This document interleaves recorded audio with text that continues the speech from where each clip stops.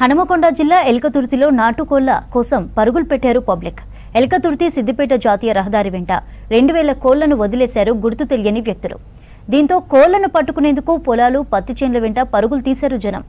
కొందరు 1-2 కోళ్లను పట్టుకొని వెళ్తుండగా మరికొంతమంది దొరికిన వాటిని దొరికినట్లుగా సంచుల్లో వేసుకుని వెళ్తున్నారు. అయితే వందల సంఖ్యలో నాటుకోళ్లను ఎవరు ఎందుకు వదిలిపెట్టారనే దానిపై చర్చ జరుగుతోంది.